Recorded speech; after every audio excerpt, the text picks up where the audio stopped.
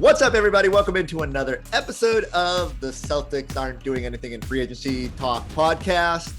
Chris Forsberg here, and I had to get some of my anger out, so I called in someone of, I don't know if you're going to reel me in, if you're going to just throw gasoline on the fire, but DJ Bean, here we are, 2 o'clock on Tuesday afternoon as we record, and we are patiently waiting for the Celtics to blow up this podcast by making moves, but it does not appear anything is on its way. So how do you feel about the Celtics being completely idle through the first 20-ish hours of free agency? I guess not surprised. Once it started, and I believe it was Woj who first had Lonzo Ball to the Bulls. Once I saw Lonzo Ball has agreed to a whatever it is, 4-year, 80 something. Yeah, 21 a year, whatever it was, contract with the Chicago Bulls. I was kind of like, okay, all done. Like that was kind of the only one that I had circled. Not to say that I didn't want the Celtics to do anything, but I didn't want them to spend and commit a lot of money into future years unless it was to get Lonzo Ball. So once they didn't get him, I was like, okay, realistically, what else are they going to do? Like, they're not going to be foolish. They want to be able to like, assuming Fournier is gone, which I think we all did assume, they don't just want to throw all of their money at filling out the roster and then not being able to chase someone next year. So once Lonzo Ball didn't happen, I was kind of like, all right, nothing's happening, I guess. Yeah, and I tried to warn people. The path to Lonzo was as difficult as any I've ever seen. Look, the Celtics are under some restrictions based on their cap situation and the hard cap and all that, but I couldn't figure out a way to do it. They would have been subject to what's called base year compensation, and just sending back assets to New Orleans. It was super difficult. It broke my brain. And so I just never, even though there was the Shams report and got everybody talking about it, I just couldn't figure out a way. So I had no expectations for that. Then when it's the first news of the free agency period, I'm laughing because, the dominoes from there is like, man, they might literally just sit back and see how this all plays out. But I did hold out a little hope that, Fournier would be someone that I guess here's the part that it's hard for me to reconcile. Without Fournier, I don't know how this team competes next year. Like, there's a lot of ifs and maybes that have to happen along the way. So let's just jump to the Fournier part of it first. Fournier gets $478 from the New York Knickerbockers. We joked for months that a team like the New York Knicks was going to come in with an offer that the Celtics were not willing to pay. Did anything about that deal surprise you? I'm assuming no. And but how frustrated are you that the Celtics weren't willing to maybe stretch to get there, or are you team flexibility right now? So I initially was team sign Fournier, no matter what it costs. Obviously, don't give him max contract, don't go insane, but sign Fournier, because my fear was, in recent years, the Celtics haven't been good at replacing players. Yeah. And whenever someone leaves, we've said it's okay, it'll be fine, it's just whomever, and then they're not really adequately replaced. A great example of that would be Gordon Hayward. Mm-hmm. Granted, you weren't going to have an all-star caliber player in your back pocket, but they replaced Gordon Hayward with, hey, they've got a traded player exception, so you're not allowed to criticize them for a few months, nanny boo boo. And then that turned into Evan Fournier, and I was like, all right, well, that was not adequate, and I was afraid that Evan Fournier was going to leave, and then you don't have any real replacement for him. Once they got Josh Richardson, I was like, fine, whatever. At least you kind of have that base covered if you are to lose Evan Fournier. There are different qualities of player, I'll say, but I don't think you are going to be good or bad based on whether or not you have Evan Fournier. So I find that interesting that you think that could be what ultimately makes them, like, I don't want to put words in your mouth, but what?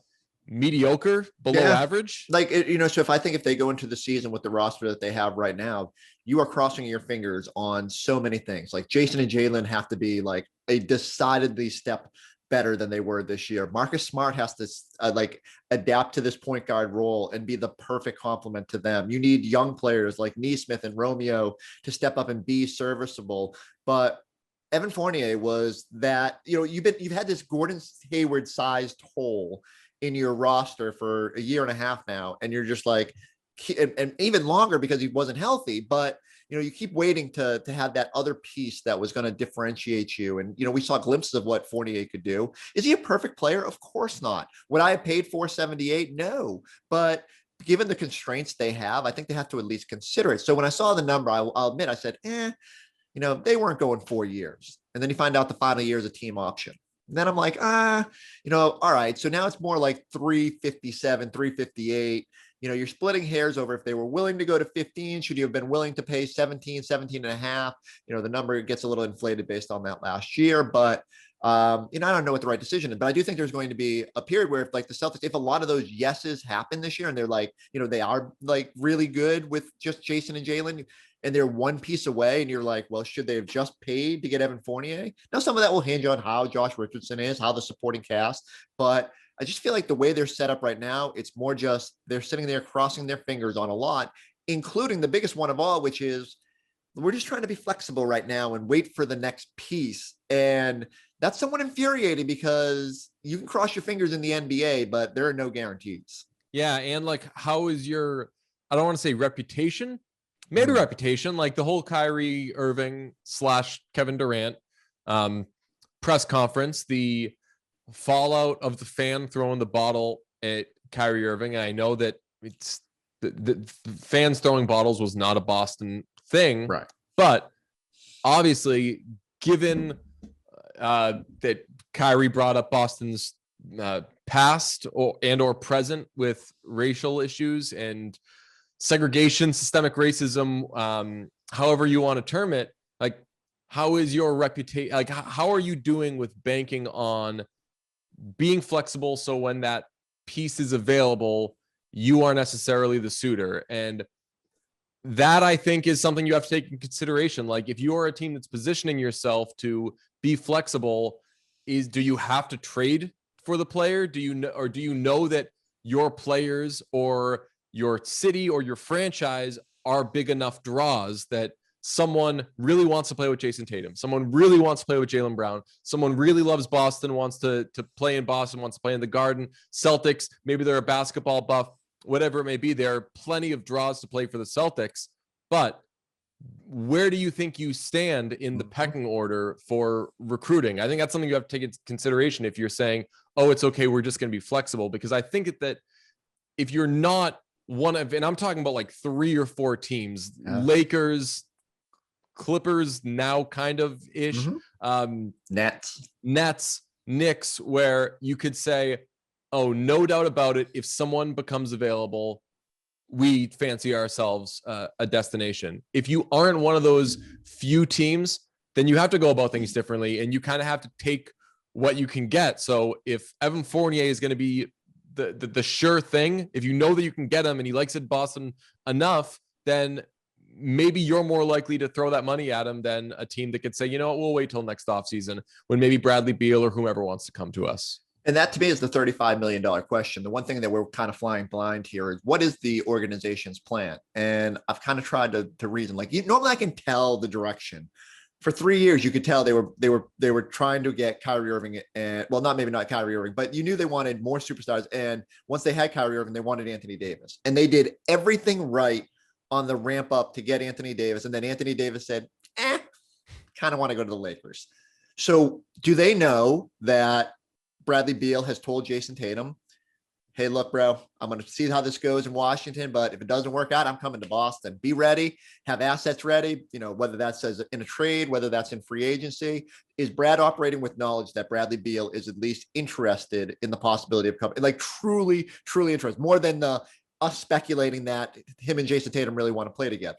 Because then there's a little less risk in the flexibility path here. Now you're keeping yourself open for something that you think is going to happen. Or are the Boston Celtics operating with the assumption of, hey, we're just trying to stay in the game, and there's going to be someone like a James Harden that gets disgruntled and becomes available sometime between now and next, before the start of next season. And they just want to be ready to pounce when it happens. That is a little riskier because, just like you said, there are always going to be a little bit more attractive options. And when you watch these free agents, so, guys aren't like tripping all over themselves to play for the Celtics for low money.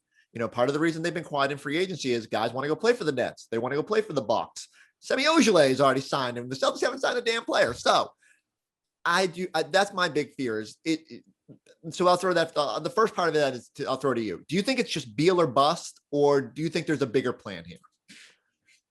I don't know if it's Beal or bust, because I think that it could also be like kind of what you're getting at. It could be if a Kyrie Irving, and I don't mean like Kyrie Irving at the end in Boston, I mean Kyrie Irving at the end in Cleveland type situation plays itself out, where do you have something to trade for this star player and bet on yourself and bet that the player fits in and likes it and commits, and then actually commits, like does the whole thing, that because that's something that if you're the Celtics, you still want to do again.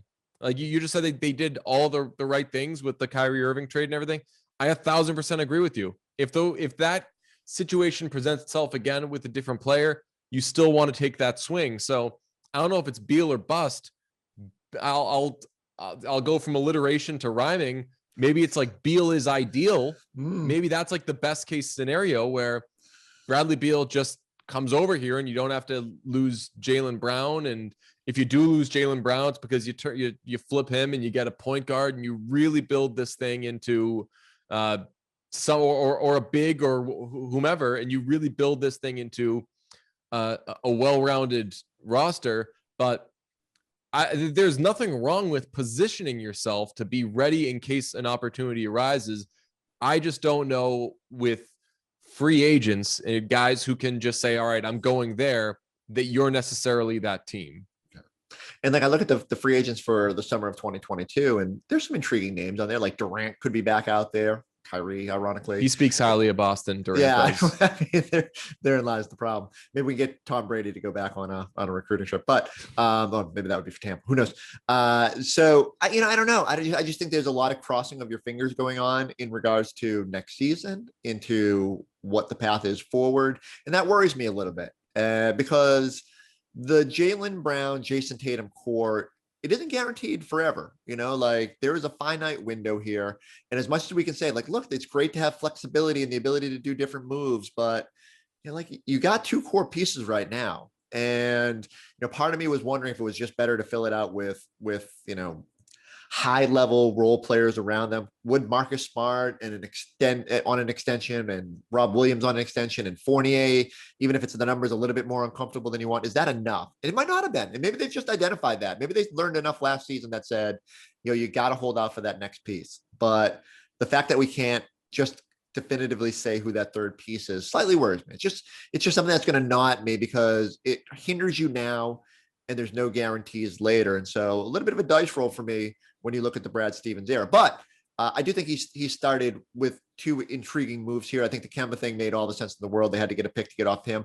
The one that's lingering and still open, I'm curious your thoughts here. The Celtics do have the potential here to sort of expand out this Tristan Thompson deal that is supposed to deliver him to Sacramento.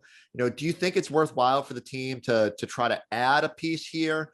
Whether it's another big wing, a point guard, whatever the case may be, or is it better for them to try to take on like a bad salary, add draft picks, and just can kind of keep plodding forward with that idea of just asset accumulation? I think you need to be ready for the Bradley Beal situation if it arises. And I know there's a lot of reports, and this guy was joking the other night, like, I don't know if like the NBA needs to add a second team to Washington to get Bradley Beal to leave that team. I don't know why he likes it. I'm not disparaging the nation's capital, but like he seems to like his situation there so much. And I'm like, is it the organization is so nice to him? Is it just that he loves all the people there? I don't know what it is. So I know that it's ambitious to say, well, just make sure you're ready and capable if Bradley Beal is to become available. But I think short of getting, like, if they had gotten Lonzo Ball, maybe you disagree, I think they kind of would have been in business this year. Yeah. And I think they would have been a real contender. But other than that, my only concern is like, do you need, if you're always keeping recruiting in mind, and I think that's more important today in the NBA than ever, because we've seen your franchise can just walk away from you at a moment's notice. Do you need to remain good and competitive enough, right? Or is just having Jason Tatum and Jaylen Brown enough that if you use this year as like a quote unquote bridge year, will prospective free agents look at the Celtics and say, all right, let's all go meet up over there because they do have Tatum and Brown and we can make this thing amazing, which we've seen, like we saw what the Nets were. And I believe the Nets were a playoff team before everybody went over there, but like we saw what the Lakers were before LeBron went there. Like it doesn't necessarily need, if the superstar, if like the Kevin Durant or the Kyrie Irving or the LeBron decides this is the place I'm doing it, that's one thing. But as far as players meeting up with other players in existing situations, does their situation need to at least be a little proven? Like more so than they reached the conference finals a couple years ago or a few years ago at this point? It's a great point because obviously with Brooklyn and LA, those are destinations. It was nice that they had intriguing young cores that like gave you an ability to sort of build the thing out a little bit, but that wasn't the allure for LeBron. LeBron didn't go there going thinking, oh, Kuzma, like Brandon Ingram and all the pieces they flipped for Lonzo Ball, like he didn't go there thinking those were the reasons he was going there. He was going there because it was LA. And so like same thing, Kawhi, Paul George, like Clippers had a nice little nucleus, but it's LA. Boston doesn't have that luxury. And I do think that's part of my concern here is not only with just recruiting other players, but let's say they get into next season and out of the gates, it's not nice. Like Jason Tatum and Jaylen Brown are being looked at like you have to carry this team. And, Josh Richardson doesn't hit the ground running and isn't the player, is more like he was in Dallas than he was in Philly. And Ime Udoka is still figuring this thing out. And Al's got nothing left. And, whatever the case may be, like injuries, whatever happens. How does Jason Tatum and Jaylen Brown feel about the situation then? Like they're sitting there thinking, man, we were on the cusp and all they had to do was put some pieces around us. Now here we are, and we're sort of middling. Like everyone else is getting better. Chicago's adding players. The Hawks are making leaps. The Nets are a super team. The Bucks have Giannis and Giroux and all that. What are the Celtics doing? And I think there's a potential for them to be frustrated. And you know how it works. They don't have to wait till the last year of their contract or impending free agents before they start worrying. And let me stress, I do not think this is anywhere near happening. But if you continue to struggle and you continue to be a middling fifth seed, and get bounced in the first round, there is a fatigue factor to that, especially when you've been on the cusp of the doorstep. So I just hope that whatever Brad's plan is, and I'm sure he has looped these guys in and they are aware of what it is, but man, he better be like hammering home that it's going to happen to keep them engaged and to keep them motivated for what's ahead. Yeah, because I mean, the players, they're competitive and they want to make themselves better. But I mean, it's kind of human nature to deflect and not blame yourself. And I think that if Jason Tatum and Jaylen Brown were to get bounced in the first round again next year with this current roster, I think it would probably be incorrect if they were to blame themselves. I think it would be more a product of like, they don't have enough around them. But so they'll be saying, what is this situation? Other players and media, not that necessarily matters, but like other players around the league might look at Tatum and Brown and say like, what's going on with these guys? Why can't they win? Yeah. And like, they look at this. So it's like everybody's thinking as unproductive as possible for the Celtics. If the star players are thinking, I'm not sure what we're doing here, and the rest of the league is looking at the organization and its star players and saying, why can't they get past the first round, or why can't they make any sort of serious run? Like, the only thing I feel that can yield is your star players eventually leaving, because it's that's more likely than anybody saying, you know what, I'd like to go and save this team, because your average NBA All-Star owes nothing to the Boston Celtics. So I wonder, like, is Stevens going to try to build this thing like the teams he liked coaching? And I think that we can assume that he liked coaching more of the overachiever, lower ceiling, buys in type of player. That's not to say that like star players don't buy in, or that star players don't give high effort, but the Kyrie situation was what it was. Like, I wonder, is he just going to try to build a team of overachievers versus, all right, let's get this third piece. Also, the third piece in general is just harder to find. It's funny you say that, because, Brad, one thing Brad has been pretty consistent in saying is that he wants to get back to being a team that this city can wrap its arms around. And he said it a couple of years ago, coming off that Kyrie disaster season. And, there's something to that, but we all both know it's like, overachieving isn't enough anymore. it's, there's expectations, especially because of the success you had. And look, there's all sorts of asterisks about why they were in the conference finals 3 out of 4 years. But the East is decidedly better now. But, still there shouldn't be any motivation to just outkick expectations by a little bit. That certainly isn't going to be enough to push them to the next echelon of guys that want to play here. Now, as negative as that last 10 minutes has been, I want to swing the pendulum, because the roadmap to us just completely turning a lot cheerier is that, all right, they've got some flexibility built in now. And maybe they know Bradley Beal is going to come out in the next couple of weeks and say, yeah, I thought it over. I really just want to play with Jayson Tatum. And maybe there is a roadmap to getting him here as early as the early portion of next season, before next, anything, as KG would say, anything is possible. I do think there is a chance that this next disgruntled player, whether it's Beal or otherwise, hops onto the market, and the Celtics are in position, to make a run. It would help them if they had more assets. You'd like to get into the year and see Neesmith or Langford or someone sort of emerge as that. I don't know if Al Jefferson is the right thing, but like a young guy who's like at least intrigues the team enough where they're like, all right, we got to reboot. We're going to get 1 billion picks from the Celtics. They're not going to be great picks, but at least we have this young guy to build around. Do you think the Celtics have enough to get in the conversation for those guys via trade, or are we kind of still crossing our fingers on free agency here? No, I mean, I like Neesmith and I want to see what he becomes, but I don't think that, and I like Pritchard, but just like listen to the way I even just said that. Like, I like this guy. Like, oh, he's fine. Like, oh, we're not talking about, okay, if this were a bad team like the Celtics were before the big three, where we were discussing Al Jefferson as being like a face of the franchise type of player. Now, that's because we're Celtics Bobos and we just love the Celtics and want to see good things happen to the Celtics. We were getting a little carried away there, but at least one other team viewed Al Jefferson as, oh yeah, this guy's going to be a star. Okay. I don't know that you have any guy on the roster where you call, other than your stars, of course, where you call them up and say, you sure you won't give me your all-star? Not even for X, insert name, like, because there are 2 names that you can say there, and you're not trading those 2 names. No, and you shouldn't. Like, that should be the roadmap for the 3-star thing.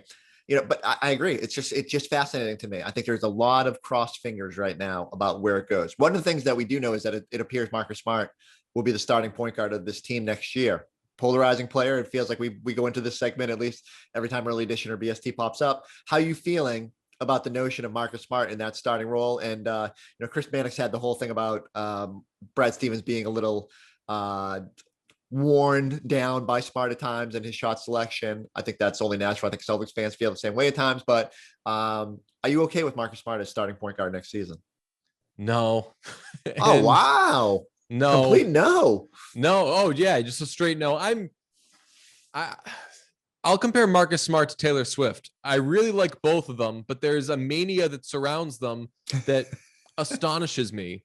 That you can't say, I like Marcus Smart. I like him. I'd like him to be on my team. I would take him on my team any day, without saying like Marcus Smart is an indispensable, he is one of the pillars of this team.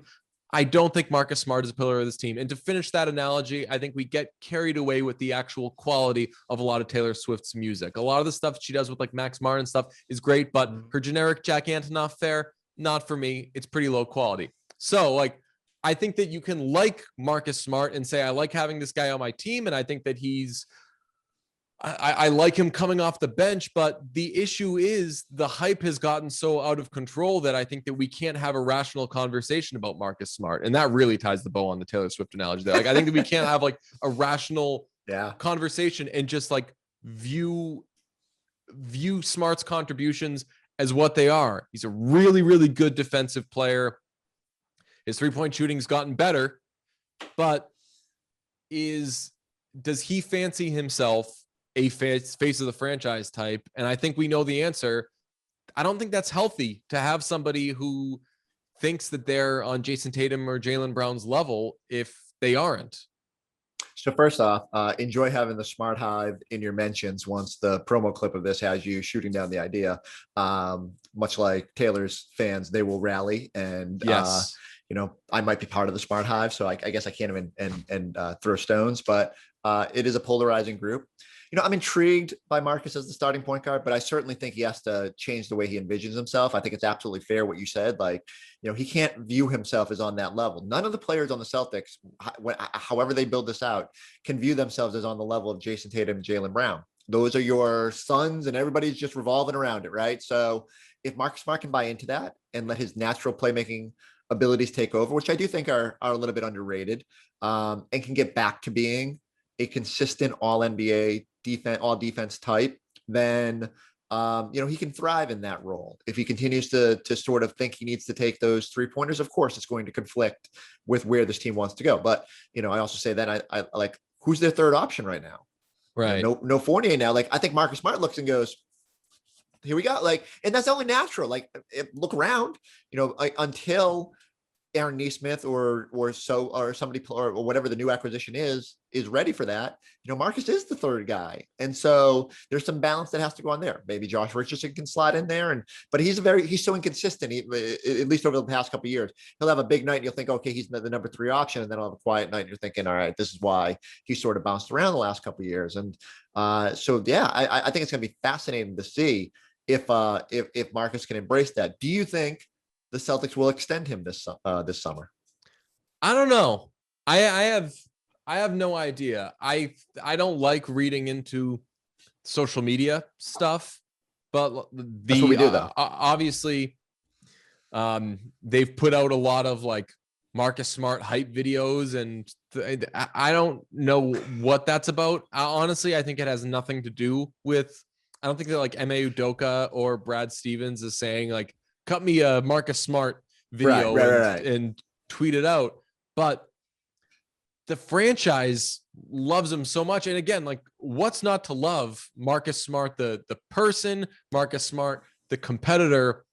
It's just the question of, can he acquiesce might be the wrong term, but like, know your role sounds like really mean. So I don't know which way to put it, but it's terrible comparison, but because this guy hated shooting, but like Rondo made it work. And Rondo had been considered like not a character guy, where Marcus Smart is like a very high character, like great human being. That's not to suggest like Rondo's a bad human being, right? But I think like you get my point. Like Rondo, a player that had like kind of teammate concerns, was able to make it work and understand, okay, this is what I'm here to do.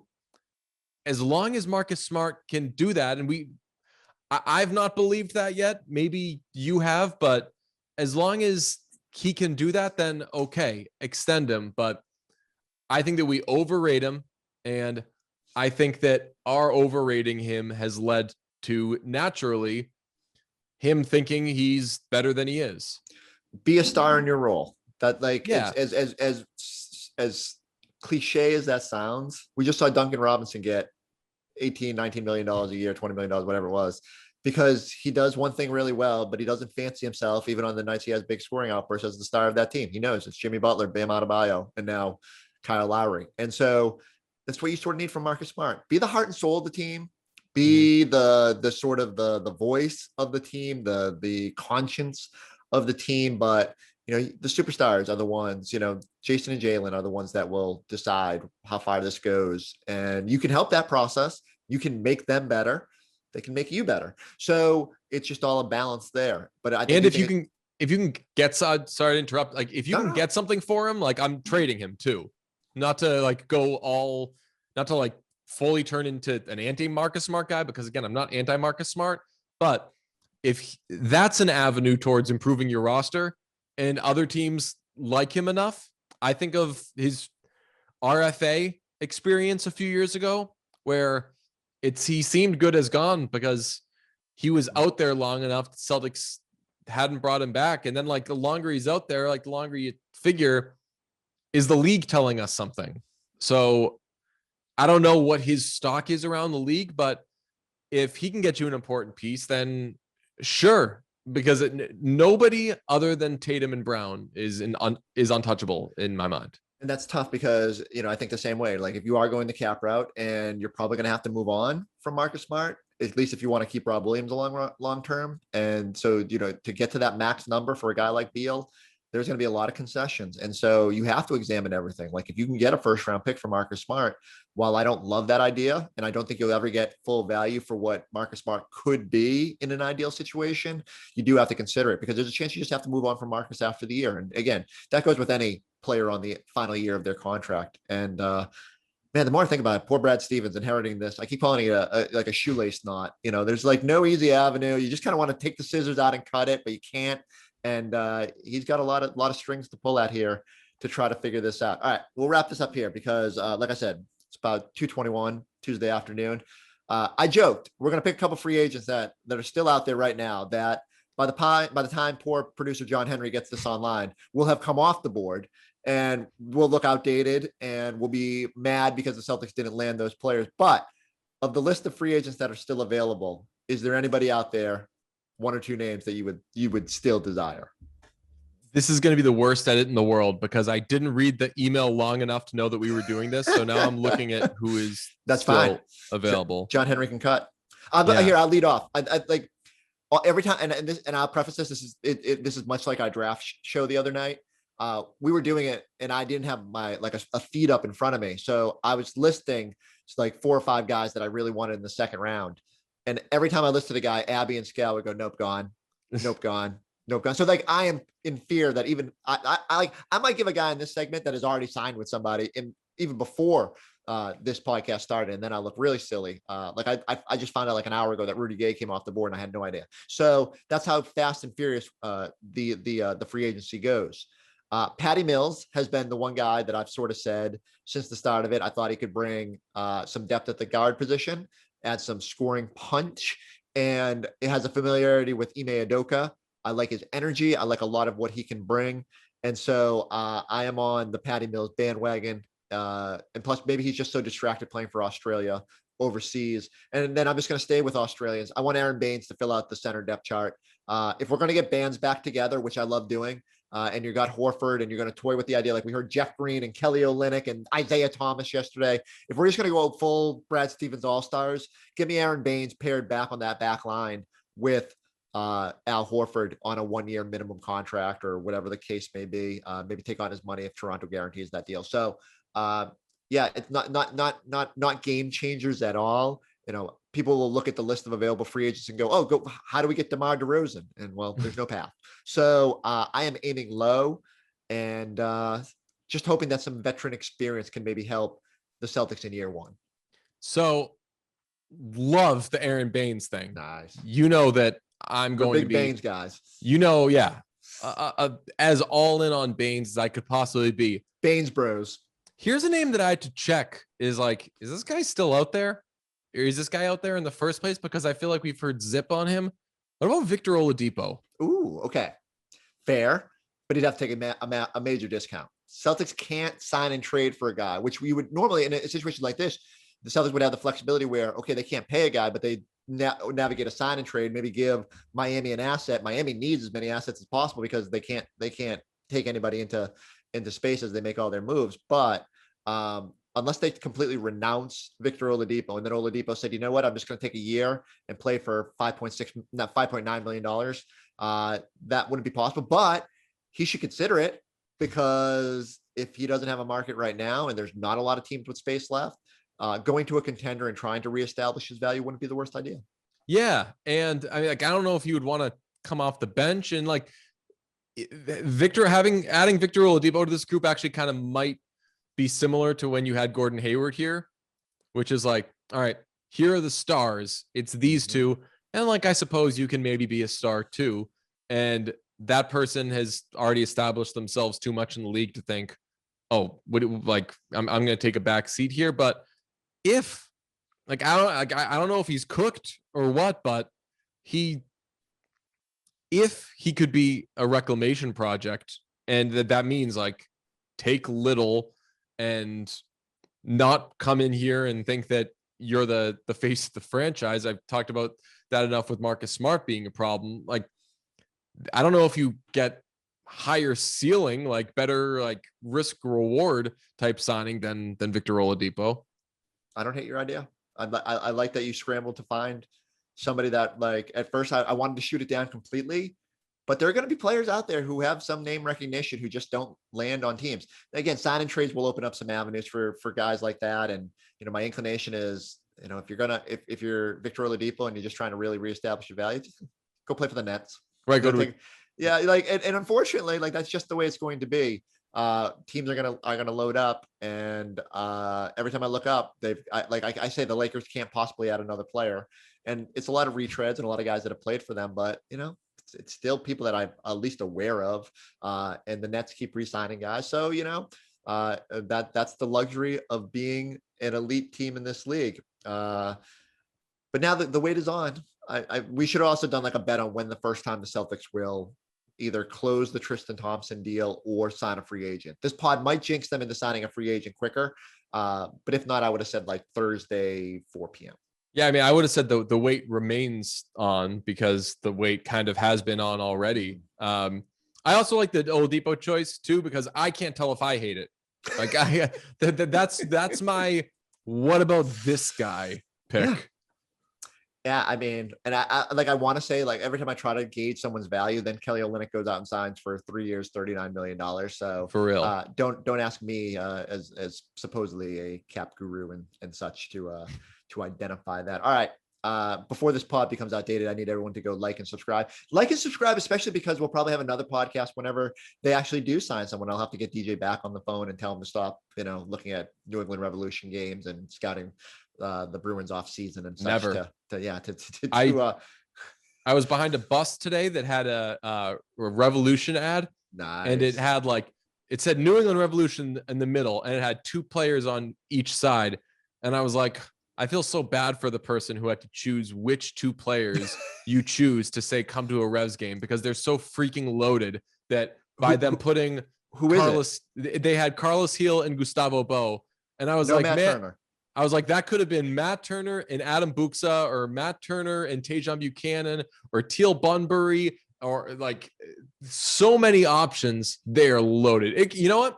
If I make that ad, I'm just going to make it New England Revolution in the middle. On the left, Bruce Arena. On the right, same picture of Bruce Arena. You can subscribe to DJ's New England Revolution. Yeah, that's my Celtics take of the day.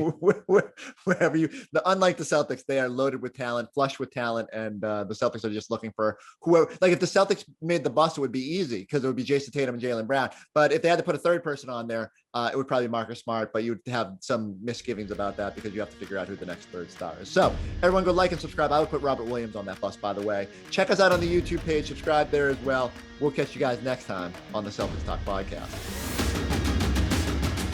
All right, it's 2:46. We hit pause on the podcast for like 30 seconds, and Patty Mills has signed with who else? The Brooklyn Nets. So the guy I really wanted for the Boston Celtics is now going to their chief rival, maybe their biggest roadblock to the Eastern Conference Finals and winning the Eastern Conference. And I just want to say I want to take full credit for jinxing that Patty Mills would sign somewhere and probably not in Boston.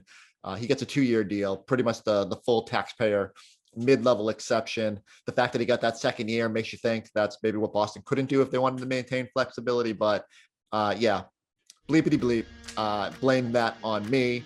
Still like and subscribe though, because I need you to come back here. And if Aaron Baines signs somewhere before this goes off, I'm just going to throw my computer. See you next time.